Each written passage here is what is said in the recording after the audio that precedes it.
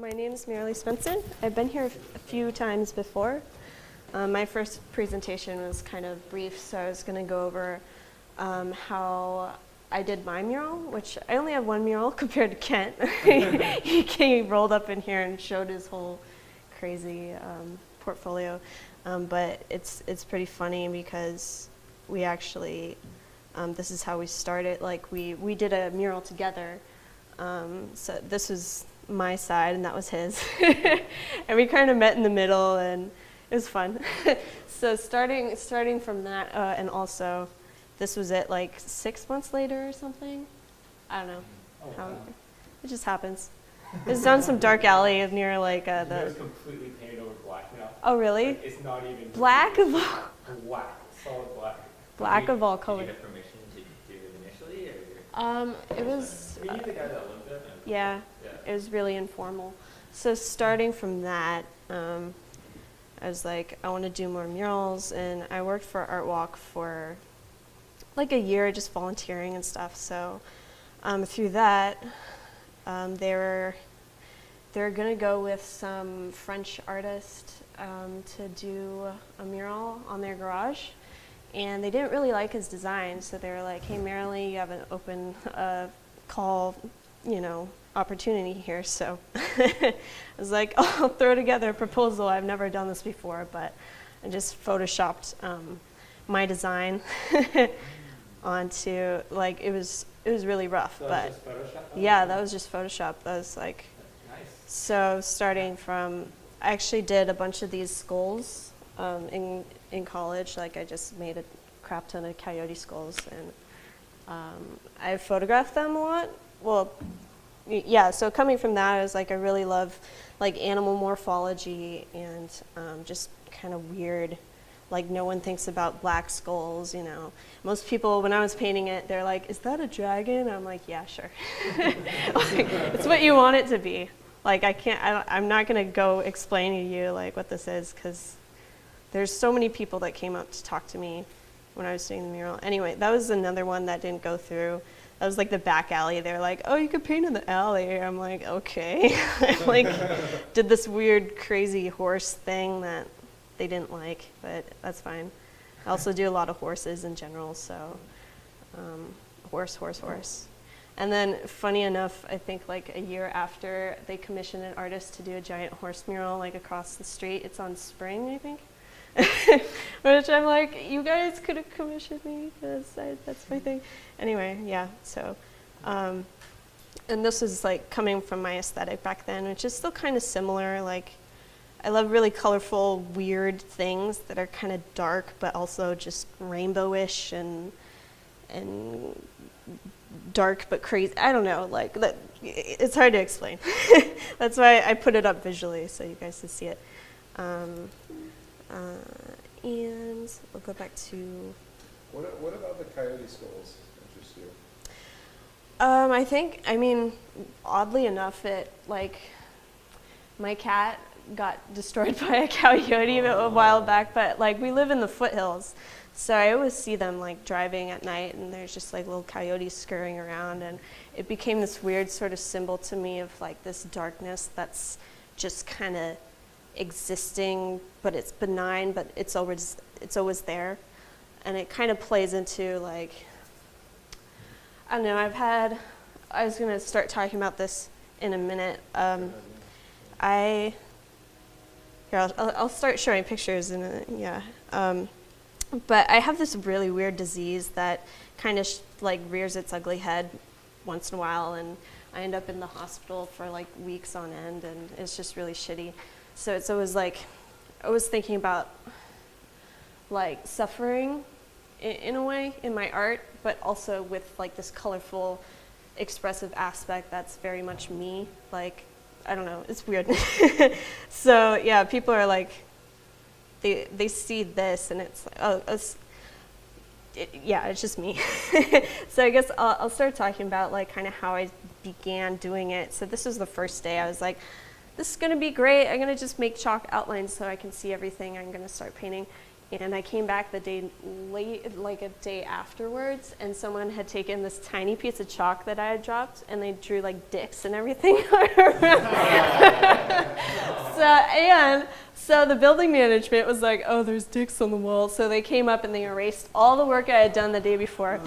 So, and then like, they're like, oh, she's an amateur artist. She hasn't done this before. I'm like, I had a process. You guys just can't see it right now. But, so I was like, okay, this isn't going to work. I'm going to have to actually put paint on the wall as I'm thinking about it, as I'm actually doing it. So I started like, just painting it, and any mistakes I made, I just, had to paint over.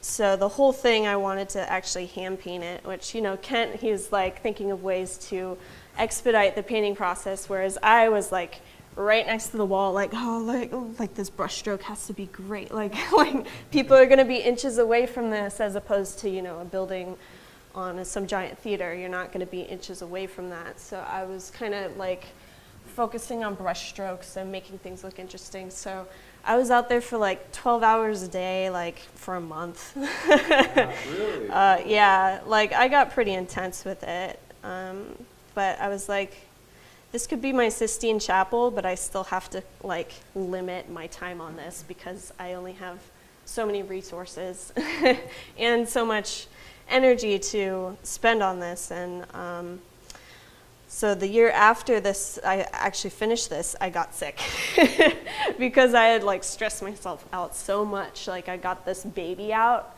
and the birthing process was just so stressful, and I thought more would come from it, and I had all these grandiose visions, and things just kind of crashed and burned for me for a whole year, and I was in the hospital, and shit went down. But I was like, at least I did this cool thing, and I think people think I'm cool because I have a mural across from the Regent Theater. So yeah, coming from, and I guess the symbology of it too, like coming from who I am and what's been going on, and like all this, wait, let me find a better picture. This is all process.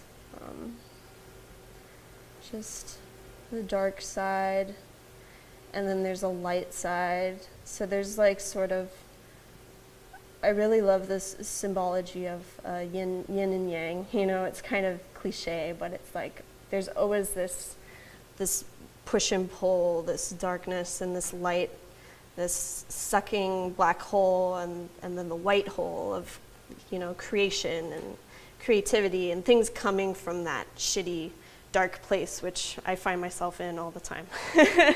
But like I've kind of made peace with it by now, so that's the whole thing. Finally. So yeah, it's still up there. They haven't painted over it. There's going to be a museum there at some point, maybe like 2020, I'm not sure. But the main museum, that's what it's called. I should know this, but I haven't been down there in a while. So yeah, that's my mural. Where exactly is this?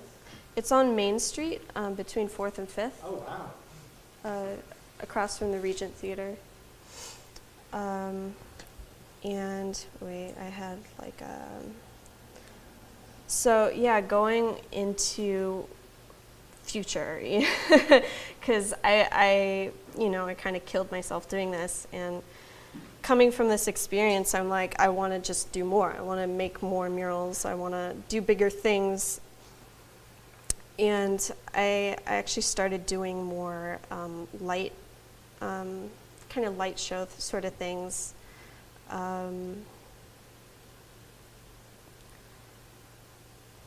It's like an easier way to kind of paint and just have things be up on the wall immediately. And live mixing became really interesting to me, like those colors, that rainbow, that darkness and glitchy stuff going on, like. And also the music aspect is really enjoyable to me as well, because it's another dimension to play around with. So I've been doing that. That's my friend Liz rocking out. And from that, I have this concept that I would like to kind of implement, coming from like my shitty hospital days, but kind of thinking about how I was lying in bed and like this is really awful, but how can I take this experience and make something better out of it? How can I take that darkness and make something really beautiful out of it? And so I'm really interested right now in like biofeedback mechanisms and maybe like using these ECG devices, kind of like hooking up to them and then having visuals come out of it, having like them, like your heartbeat drive different sort of things that could happen. So it wouldn't be just me, you know, on a keyboard clicking things, as I, you know, kind of be more raw and weird. And so yeah, I could use help with that aspect, because I haven't worked with Arduinos before. I got one and I tried to implement some code and it was just errors everywhere. I was like, I don't know where to begin with this. So I would really love to talk with any of you if you would like to jump on this concept with me, and that'd be really cool. So yeah, with that, also, just as a short note before I leave, I'm doing the AIDS life cycle next year. So in the holiday spirit, it's tax deductible donations if you would like to donate. And it's going to be a 545-mile ride from San Francisco to LA. And I think I'm going to do it. I'm going to try my best to do it. Do it. You know, coming from like, you know, chronic illness, I know how important it is to help people who, you know, need that sort of, I don't know, just like giving back to the community in that way. Like, there's like that weird part of suffering that like makes you a super empathetic person. So that's what I'm doing. So yeah, that's my Instagram if you would like to follow me. And with that, that's, yeah, I'm good. Thank you. And I was going to say the link to donate is on my Instagram. So yeah, it's all there. So for the mural, you said that you didn't get what you really hoped to get out of it. Like, so what did you hope to get out of it? Yeah, actually, could we go off record with the camera?